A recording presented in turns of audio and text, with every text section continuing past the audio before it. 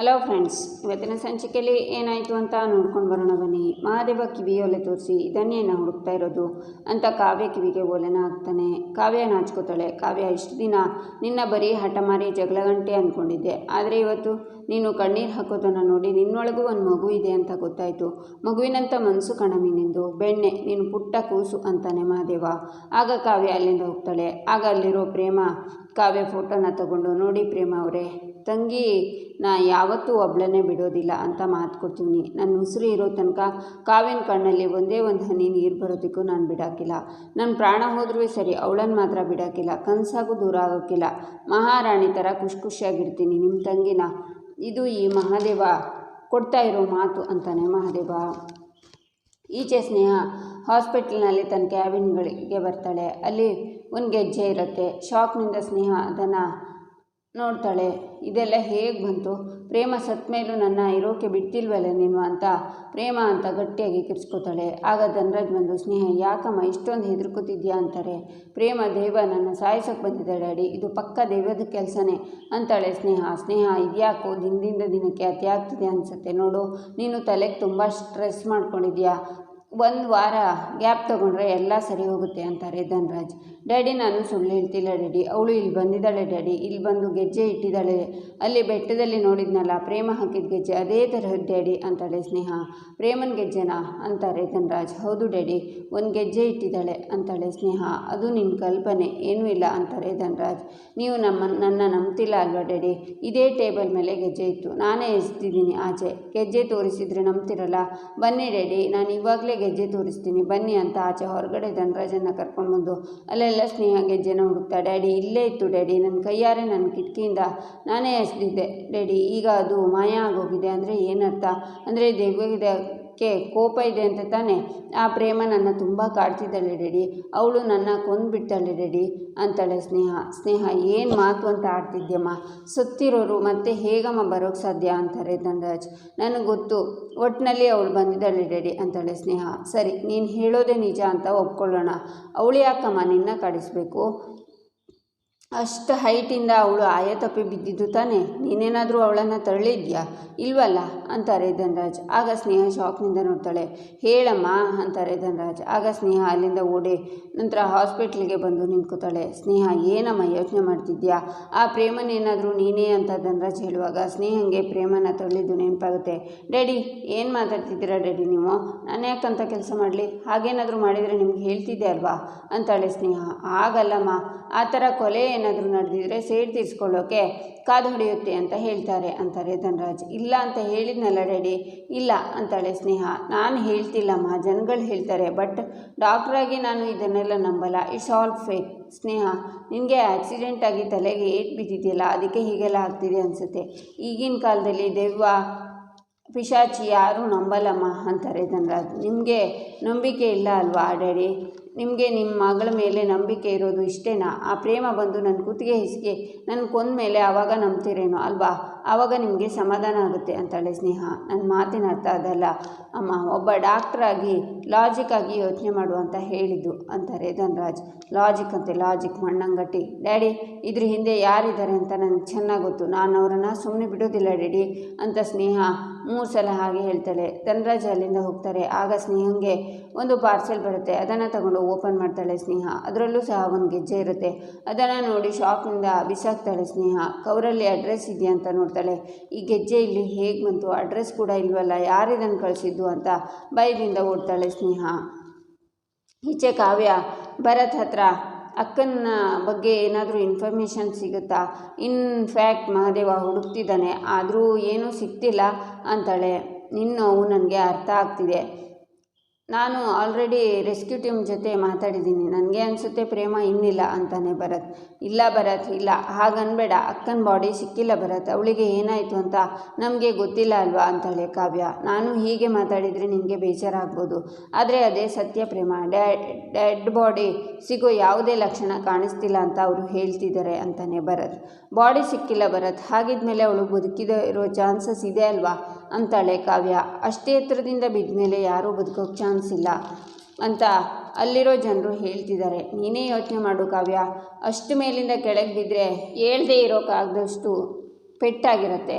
ಇನ್ನು ಇಷ್ಟು ದಿನ ಅನ್ನ ನೀರು ಇಲ್ಲದೆ ಹೇಗೆ ಬದುಕೋಕ್ಕೆ ಸಾಧ್ಯ ಹೇಳು? ಅದು ರೆಸ್ಕ್ಯೂ ಟೀಮ್ ದಿನ ಹುಡುಕ್ತಿದ್ದಾರಲ್ವಾ, ಆದರೂ ಅವರಿಗೆ ಯಾಕೆ ಸಿಕ್ಕಿಲ್ಲ ಕಾವ್ಯ? ಅಲ್ಲಿ ಇರೋವರಿಗೆ ಯಾರೂ ಬದುಕಿ ಉಳಿದಿರೋ ಉದಾಹರಣೆನೇ ಇಲ್ಲ ಪ್ರೇಮ, ಇನ್ನಿಲ್ಲ ಕಾವ್ಯ ಅಂತಾನೆ ಭರತ್. ಆಗ ಕಾವ್ಯ ಜೋರಾಗಿ ಹೇಳ್ತಾ, ಅಂದರೆ ಕೊನೆಯದಾಗಿ ಅಕ್ಕನ ಅಂತಿಮ ಸಂಸ್ಕಾರ ಮಾಡೋ ಭಾಗ್ಯನೂ ನಮಗಿಲ್ವಾ ಭರತ್ ಅಂತಾಳೆ. ಸಾರಿ ಕಾವ್ಯ, ಅದು ದಟ್ಟವಾಗಿರೋ ಕಾಡು ಪ್ರಾಣಿಗಳು ಬಾಡಿನ ತಿಂದಿರೋ ಚಾನ್ಸಸ್ ತುಂಬ ಇದೆ. ಪ್ಲೀಸ್ ಮತ್ತೆ ಯಾವ ಆಸೆನೂ ಇಟ್ಕೋಬೇಡ ಕಾವ್ಯ, ಪ್ಲೀಸ್ ಅಳಬೇಡ ಪ್ಲೀಸ್ ಅಂತ ಆಚೆ ಈಚೆ ನೋಡಿ ಕಾವ್ಯನ ಹೆಗ್ಲ ಮುಟ್ಟಬೇಕು ಅನ್ನುವಾಗ ಮಹಾದೇವ ಬಂದು ಅವನ ಕೈನ ಹಿಂದ್ಗಡೆ ಹೇಳ್ಕೊಂಡು ಹಿಡ್ಕೋತಾನೆ. ಶಾಕ್ನಿಂದ ಭರತ್ ಮಹಾದೇವನ ನೋಡ್ತಾನೆ. ಈಚೆ ಸ್ನೇಹ ಪುರೋಹಿತ್ರೆ ಅಂತ ದೇವಸ್ಥಾನಕ್ಕೆ ಓಡಿ ಬರ್ತಾಳೆ. ಯಾಕಮ್ಮ ತುಂಬ ಹೆದರ್ಕೊಂಡಿದ್ಯಲ್ಲ, ಏನಾಯಿತು ಅಂತಾರೆ. ಗುರುಗಳೇ, ಯಾವುದೋ ದೆವ್ವ ನನ್ನ ಹಿಂದೆ ಬಿದ್ದಿದೆ, ನನ್ನ ಕಾಪಾಡಿ, ಅದು ನನಗೆ ತುಂಬ ಕಾಟ ಕೊಡ್ತಿದೆ, ಅದು ನನ್ನ ಸಾಯಿಸೋಕೆ ಮುಂಚೆ ದಯವಿಟ್ಟು ನನ್ನ ಕಾಪಾಡಿ ಪ್ಲೀಸ್ ಅಂತಾಳೆ ಸ್ನೇಹ. ದೆವ್ವನ? ಏನಮ್ಮ ಮಾತಾಡ್ತಿದ್ಯಾ ಅಂತಾರೆ ಪುರೋಹಿತರು. ಗುರುಗಳೇ, ದೇವರನ್ನು ಪೂಜಿಸೋ ನಿಮಗೆ ದೆವ್ವ ಎಲ್ಲ ಇಲ್ಲ, ಅದು ಭ್ರಮೆ ಅಂತ ಮಾತ್ರ ಹೇಳಬೇಡಿ, ದಯವಿಟ್ಟು ನನ್ನ ಕಾಪಾಡಿ, ನೋಡಿ ದೆವ್ವ ಇದೆ, ಅದು ನನ್ನ ಕೊಲ್ಲೋಕೆ ಬರ್ತಿದೆ ಅಂತಾಳೆ ಸ್ನೇಹ. ಮಗಳೇ, ನಾನು ದೆವ್ವ ಇಲ್ಲ ಅಂತ ಹೇಳ್ತಿಲ್ಲ, ಅದು ಯಾಕೆ ನಿನಗೆ ತೊಂದರೆ ಕೊಡ್ತಿದ್ಯಾ ಅಂತ ಸ್ವಲ್ಪ ಯೋಚನೆ ಮಾಡು ಅಂತಾರೆ ಪುರೋಹಿತರು. ಆಗ ಸ್ನೇಹಂಗೆ ಪ್ರೇಮನ ತಳ್ಳಿದ್ದು ನೆನಪಾಗುತ್ತೆ.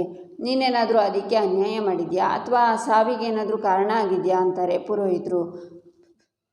ಗುರುಗಳೇ, ಯಾಕೆ ಹೀಗೆಲ್ಲ ಹೇಳಿ ನನ್ನ ಇನ್ನೂ ಹೆದರಿಸ್ತಿದ್ದೀರಾ? ನಾನೇನು ಮಾಡಿಲ್ಲ, ಆ ದೆವ್ವ ನನ್ನ ಸಾಯಿಸೋಕ್ಕೆ ಬರ್ತಾ ಇದೆ ಅಂತ ನನಗೆ ಗೊತ್ತಿಲ್ಲ, ದಯವಿಟ್ಟು ಆ ದೆವ್ವದಿಂದ ನನ್ನ ಕಾಪಾಡಿ, ಅದು ನನ್ನ ಹತ್ರ ಬರದೇ ಇರೋ ಥರ ಏನಾದರೂ ಒಂದು ದಾರಿ ತೋರಿಸಿ ಪ್ಲೀಸ್, ಅದಕ್ಕೆ ನಾನು ಏನು ಬೇಕಿದ್ರೂ ಮಾಡ್ತೀನಿ, ಎಷ್ಟು ಕಾಸ್ಟ್ಲಿ ಪೂಜೆನಾದರೂ ಮಾಡಿಸ್ತೀನಿ ಪ್ಲೀಸ್ ಗುರುಗಳೇ ಅಂತಾಳೆ ಸ್ನೇಹ. ದುಡ್ಡಿಂದ ಎಲ್ಲ ಕೊಂಡ್ಕೊಳ್ಳೋಕ್ಕೆ ಆಗಲ್ಲಮ್ಮ, ನಿನ್ನ ಮುಖದಲ್ಲಿರೋ ಭಯ ಆ ದೆವ್ವ ಎಷ್ಟು ಸತಾಯಿಸ್ತಿದೆ ಅಂತ ಹೇಳ್ತಿದೆ, ಸಮಾಧಾನ ಮಾಡ್ಕೊ, ನಾನು ಒಳ್ಳೆ ಶಕ್ತಿ ಇರೋ ತಾಯ್ತನ ರೆಡಿ ಮಾಡಿಕೊಡ್ತೀನಿ, ನಾನು ಗರ್ಭಗುಡಿ ಒಳಗೆ ಹೋಗಿ ಅದನ್ನು ಸಿದ್ಧ ಮಾಡೋವರೆಗೂ ನೀನು ದೇವರನ್ನು ನೆನೆಸ್ಕೊಂಡು ಹೆಜ್ಜೆ ನಮಸ್ಕಾರ ಮಾಡ್ತಿರು, ಅಷ್ಟೊತ್ತಿಗೆ ನಾನು ತಾಯ್ತ ರೆಡಿ ಮಾಡ್ಕೊಂಡು ಬರ್ತೀನಿ, ದೇವರೇ ನಿನ್ನ ಕಾಪಾಡ್ತಾನೆ ಅಂತ ಪುರೋಹಿತರು ಹೋಗ್ತಾರೆ. ದಯವಿಟ್ಟು ನನ್ನ ಇದರಿಂದ ಕಾಪಾಡಪ್ಪ ಅಂತ ಸ್ನೇಹ ದೇವರಿಗೆ ಕೈ ಮುಗಿದು ಹೆಜ್ಜೆ ನಮಸ್ಕಾರ ಮಾಡ್ತಿರ್ತಾಳೆ. ಈಚೆ ಮಹಾದೇವ, ಏಯ್ ಪೊಲೀಸಪ್ಪ, ಕೊನೆಗೂ ನಿನ್ನ ಕಚಡ ಬುದ್ಧಿ ತೋರಿಸ್ಬಿಟ್ಟಿಯಲ್ಲೋ, ಎಷ್ಟು ಧೈರ್ಯ ಇದ್ದರೆ ನನ್ನ ಮನೆ ಹೊಸ್ಲು ದಾಟಿ ಒಳಗೆ ಬರ್ತೀಯ ನೀನು, ನಿನ್ನ ಸಹಾಯ ನಮಗೆ ಬೇಕಾಗಿಲ್ಲ, ನಡಿಲ್ಲ ಆಚೆಗೆ ಅಂತಾನೆ.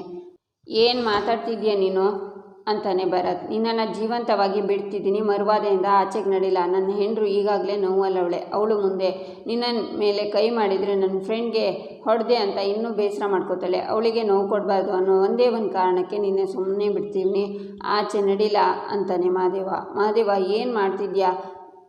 ಅವನು ಅಕ್ಕನ ವಿಷಯ ಹೇಳೋಕ್ಕೆ ಅಂತ ಬಂದಿದ್ದು, ಅಕ್ಕನ ವಿಷಯದಲ್ಲಿ ಏನಾದರೂ ಇನ್ಫಾರ್ಮೇಷನ್ ಸಿಗುತ್ತಾ ಅಂತ ಮಾತಾಡ್ತಿದ್ವಿ ಅಷ್ಟೇ ಅಂತಾಳೆ ಕಾವ್ಯ.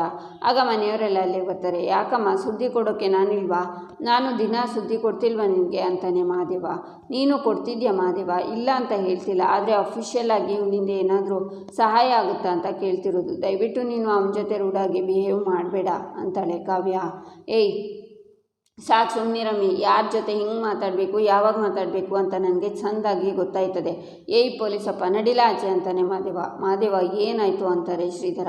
ಚಿಕ್ಕಪ್ಪ, ಈ ಪೊಲೀಸಪ್ಪ ಇನ್ಯಾವತ್ತೂ ನಮ್ಮ ಮನೆ ಹೊಸಲು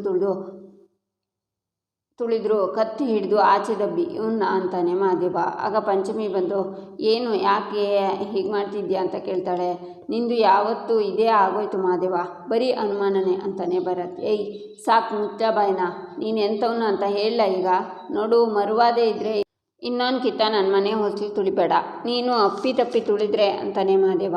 ಕಾವ್ಯ, ನೋಡು ನಿನ್ನ ಗಂಡಂಗೆ ನಾನಿಲ್ಲಿಗೆ ಬರೋದು ಸ್ವಲ್ಪನೂ ಇಷ್ಟ ಇಲ್ಲ, ನಾನು ಇನ್ಯಾವತ್ತೂ ಈ ಮನೆಗೆ ಬರಲ್ಲ ಮಹಾದೇವ, ನಾನು ಇಲ್ಲಿಗೆ ಬರೋದಕ್ಕೆ ತಾನೇ ನಿನಗೆ ಇಷ್ಟೊಂದು ಸಿಟ್ಟು, ನಾನು ಇಲ್ಲಿಗೆ ಬರೋದ್ರಿಂದ ನಿನ್ನ ಮನಸ್ಸಲ್ಲಿ ಇಷ್ಟೊಂದು ಅನುಮಾನ ಸಂಶಯ ಹೆಚ್ಚಾಗುತ್ತೆ ಅಂದರೆ ನಾನು ಇನ್ಯಾವತ್ತೂ ಈ ಮನೆ ಹೊಸಲು ತುಳಿಯೋದಿಲ್ಲ, ನನ್ನಿಂದ ಕಾವ್ಯಂಗೆ ಯಾವ ಪ್ರಾಬ್ಲಮ್ ಆಗಬಾರ್ದು, ಅದಕ್ಕೆ ಇಲ್ಲಿಂದ ಹೋಗ್ತಾ ಇದ್ದೀನಿ ಅಂತಾನೆ ಭರತ್. ಏಯ್ ನಸುಗುನ್ನಿ, ಸಾಕು ಮಾಡ್ಲಮ್ಮಿ, ಕಾವ್ಯ ಇವನ ಬುದ್ಧಿ ನಿನಗೇನು ಗೊತ್ತಿಲ್ಲ ಕಣಮ್ಮಿ, ಇವನು ಮುಂಚೆನೇ ನನಗೆ ಸವಾಲು ಹಾಕಿದ್ದ, ಯಾವತ್ತು ಬೇಕಿದ್ರೂ ನಿನ್ನ ಮನೆಗೆ ಬರ್ತೀನಿ, ಎಷ್ಟೊತ್ತು ಬೇಕಿದ್ರೂ ನಿನ್ನ ಕಾವ್ಯ ಜೊತೆ ಮಾತಾಡ್ತೀನಿ ಅಂತ ಹೇಳಿದ, ಇವತ್ತು ನೋಡಿದರೆ ಬಂದು ನಿನ್ನ ಅಂತ ನಿಲ್ಲಿಸ್ತಾನೆ ಮಹಾದೇವ. ದೇವರೇ ಏನು ಸುಳ್ಳು ಹೇಳ್ತಿದ್ಯಾ ಮಹಾದೇವ, ನೀನು ನಿನಗೆ ಸವಾಲು ಹಾಕಿದ್ನ. ಒಂದು ವೇಳೆ ನಾನು ಹಾಗೆ ಮಾಡಿದ್ದೀನಿ ಅಂತಲೂ ಅನ್ಕೋ, ಫ್ರೆಂಡ್ ಜೊತೆ ಮಾತಾಡೋದು ತಪ್ಪ ಅಂತಾನೆ ಭರತ್. ಮಾತಾಡೋದು ತಪ್ಪಲ್ಲ ಕಂದ, ಆದರೆ ನಿನ್ನ ಮನಸ್ಸಾಗೈತಲ್ಲ ಅದು ತಪ್ಪು ಅಂತಾನೆ ಮಹಾದೇವ. ತಪ್ಪು ನನ್ನ ಮನಸ್ಸಲ್ಲಿ ಅಂತಾನೆ ಭರತ್. ನಿನ್ನ ಮನಸ್ಸಲ್ಲಿ ಕೆಟ್ಟ ಬುದ್ಧಿ ಇರೋದಕ್ಕಿಯಾ ಇವತ್ತು ಇಲ್ಲಿ ಬಂದು ಪಲ್ಟಿ ಹೊಡಿತಿರೋದು ಅಂತಾನೆ ಮಹಾದೇವ. ಮಹಾದೇವ ಪ್ಲೀಸ್ ಇಲ್ಲಿಗೆ ನಿಲ್ಲಿಸು,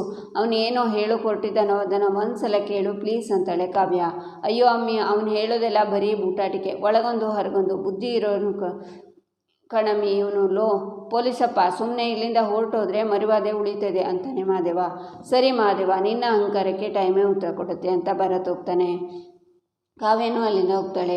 ಈಚೆ ರಾತ್ರಿ ರೋಡಲ್ಲಿ ಸ್ನೇಹ ಕಾರಲ್ಲಿ ಬರ್ತಾ ಇರುವಾಗ ಕಾರು ಪಂಕ್ಚರ್ ಆಗುತ್ತೆ. ಇದು ಈಗಲೇ ಪಂಕ್ಚರ್ ಆಗಬೇಕಿತ್ತ, ಇದನ್ನು ಸರಿ ಮಾಡೋರು ಯಾರು ತಾನೇ ಸಿಗ್ತಾರೆ ಅಂತ ಕಾರಿಂದ ಕೆಳಗೆ ಇಳಿದು ನಿಂತಿರುವಾಗ ಭಯ ಆಗಿ ಅಲ್ಲಿ ಬಂದಿರೋ ಆಟೋನ ಹತ್ಕೊಂಡು, ಅಣ್ಣ ದಯವಿಟ್ಟು ಬೇಗ ಹೋಗಿ ಅಣ್ಣ, ನನ್ನ ಅಡ್ರೆಸ್ ಆಮೇಲೆ ಹೇಳ್ತೀನಿ, ದಯವಿಟ್ಟು ಬೇಗ ಹೋಗಿ ಅಂತ ಕೂಗ್ತಾಳೆ ಸ್ನೇಹ. ಆಗ ಪ್ರೇಮ ತಿರುಗಿ, ಅಡ್ರೆಸ್ ಮರ್ತೋಯ್ತಾ, ನಿನ್ನ ಎಲ್ಲಿ ಕರ್ಕೊಂಡು ಹೋಗಬೇಕೋ ನನಗೆ ಚೆನ್ನಾಗಿ ಗೊತ್ತು ಅಂತಾಳೆ. ಪ್ರೇಮ ಅಂತ ಸ್ನೇಹ ಜೋರಾಗಿ ಕೂಗ್ಕೋತಾಳೆ. ಇಲ್ಲಿಗೆ ಈ ಸಂಚಿಕೆ ಮುಕ್ತಾಯವಾಗುತ್ತೆ. ಮುಂದಿನ ಸಂಚಿಕೆಗಾಗಿ ನಮ್ಮ ಚಾನಲನ್ನು ನೋಡಿ ಸಬ್ಸ್ಕ್ರೈಬ್ ಮಾಡಿ, ಲೈಕ್ ಮಾಡಿ, ಸಪೋರ್ಟ್ ಮಾಡೋದನ್ನು ಮರಿಬೇಡಿ.